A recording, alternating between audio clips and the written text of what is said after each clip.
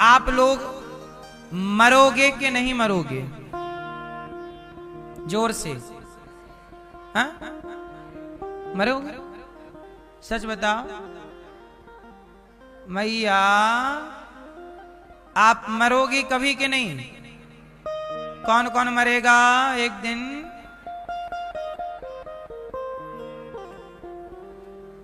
पर सुनो, हम नहीं मरेंगे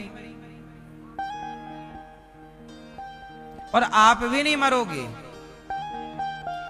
आप कह रहे हो हम मर जाएंगे, पर आपकी सच्चाई ये नहीं है कि आप मर जाओगे। आपकी सच्चाई ये है कि आप कभी मरते ही नहीं। अच्छा, मरता कौन है? कौन मरता है? शरीर भी नहीं मरता।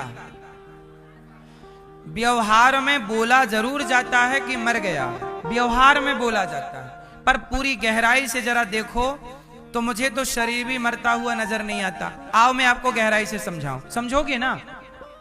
चलो, कौन मरता है इस पर थोड़ा सा डिस्कस करके आगे बढ़ेंगे। आपका शरीर कितने चीजों से मिलकर बना है? 5। क्या क्या? पृथ्वी, जल, वायु, अग्नि, आकाश। जब आप मरते हो तो आपका अग्नि तत्व अग्नि में मिल जाता है, जल तत्व जल में, आपका वायु तत्व बना था।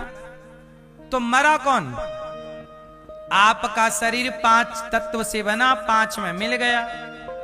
जल तत्व जल में, वायु वायु में, आकाश आकाश में, अग्नि अग्नि, पृथ्वी पृथ्वी में। मरा कौन? कौन मरा? कौन मरा? जोर से। आत्मा कभी नहीं मरती। कौन मरा? शरीर कहां मरा? 5 तत्वों से बना था, 5 में मिल गया। मरा कौन? कौन मरा है? नाम भी कहां मरता है? अनिरुद्धाचार मेरा नाम है, तो मेरे पहले क्या अनिरुद्धाचार किसी का नाम नहीं था? क्या मेरे बाद अनिरुद्धाचार नाम किसी का नहीं होगा? आपका नाम क्या है? रामकली। तो क्या रामकली आपके पहले रामकली नाम नहीं था? क्या आपके बाद नहीं रहेगा? मरा कौन? कौन मरा? कौन मरा? कौन मरा? काम क्रोध कहां मरा? दुनिया में काम क्रोध ही काम क्रोध है, सबके पास वही भरा पड़ा है। कौन मरा? कौन मरा? पहचान। क्या स्वामी विवेकानंद जी की पहचान मर गई? क्या झांसी की रानी की पहचान मर गई? क्या मीराबाई की पहचान मर गई? क्या तुलसीदास जी की पहचान मर गई? मरा कौन? कौन? कौन मरा? सच्चाई ये है कि कोई मरता ही नहीं है। ये सच्चाई है, कोई मरता ही नहीं है। तो फिर क्यों कहा जाता है मर गए? व्यवहार में कहते हैं। जैसे बोला भैया घड़ा दे दो, घड़े में घड़ा है क्या? घड़े में क्या है? मिट्टी। मिट्टी हटाओ तो घड़ा रह जाएगा। घड़े में बस घड़ा नहीं है, लेकिन लोग क्या कहते हैं? घड़ा दे दो। व्यवहार में बोला गया है। ऐसे ही व्यवहार में बोला गया, मर गया, मरा नहीं है। जरा आध्यात्म की दृष्टि से देखेंगे, भक्ति की दृष्टि से देखेंगे तो हम मरे कहां? 5 चीजों से मिलकर बने थे, 5 में समा गए। आत्मा ईश्वर का अंश थी, ईश्वर में मिल गई। अब ये बताओ कि नरक स्वर्ग कौन जाता है? लोग कहते हैं ना नरक जाओगे, भोगोगे। ये भोगता कौन है? आप बताओ कौन भोगता है? मैया सोई सोई सोई सो गई। तो पुण्य के हाथ पांव थोड़ी है,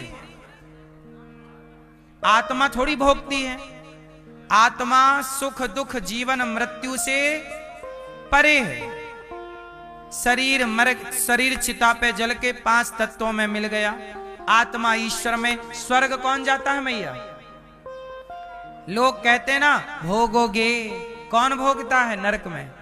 तो सुनो, अब जो भोगता है उसके बारे में सुनो। आपके भीतर एक शरीर और होता है जिसे आप सूक्ष्म शरीर कहते हैं। कौन सा शरीर? एक शरीर चिता पे जल जाता है, एक शरीर सूक्ष्म है जिस शरीर से आप सपना देखते हो। क्या देखते हो? क्या देखते हो मेरी मां? सपने में आप हरिद्वार गए, वृंदावन आए, अयोध्या जी गए, तो एक शरीर तो बिस्तर पे सोया था, तो जो बिस्तर पे सोया था वो तो चिता पे जल जाता है, लेकिन जो सपना देखने हरिद्वार गया वो सपने वाले शरीर को सूक्ष्म शरीर कहते हैं।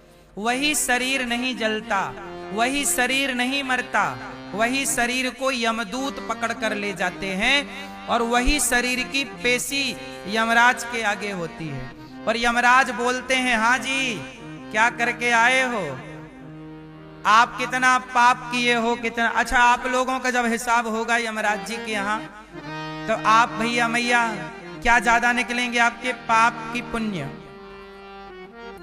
पता है कि पाप निकलेंगे, तो काहे करती हो पाप?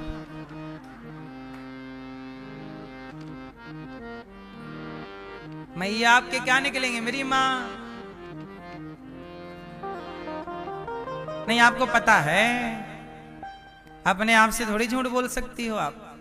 आपके पाप ज्यादा हैं कि पुण्य? जल्दी बताओ। हैं? काहे झूठ बोल रहे हो? कितना नाम जप लेते हो? हम ये नहीं कहते कि आप लोग पापी हैं, लेकिन आपसे जानकर अनजाने में पाप की मात्रा ज्यादा है, पुण्य की मात्रा सही है कि गलत है? आप कई बार झूठ बोल देते हैं, कई बार चुगली कर लेते हैं, निंदा करते हैं, तो ये पाप ही। निंदा करना भी तो पाप है, चुगली करना भी तो पाप है, झूठ बोलना भी तो पाप है, ये सब पाप में ही तो जाएगा। सच कभी कभी बोलते हैं आप और झूठ दिन भर, तो पाप की मात्रा ज्यादा है। यमराज जी के पास जब आप जाओगे तो आपका पाप अलग होगा, पुण्य अलग होगा। यमराज जी आपसे पूछेंगे कि बताओ पहले पुण्य का फल दूं कि पाप का?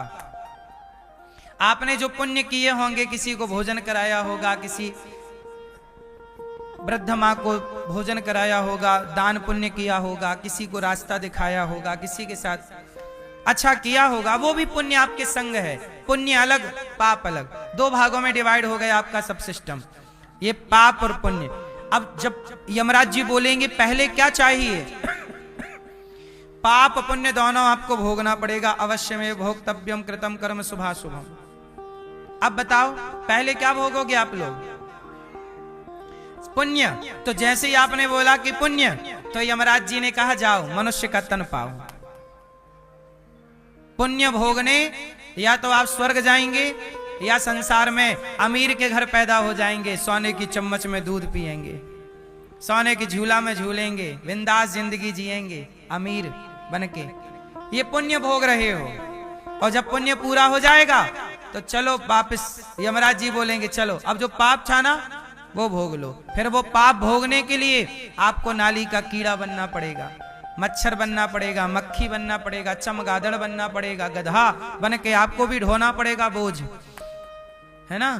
और ये सब करके फिर यमराज जी कहेंगे कि देखो अब आपने पाप किए हैं, अब हम आपको एक मौका और देंगे, एक बार और आपको मनुष्य बनाएंगे, जाओ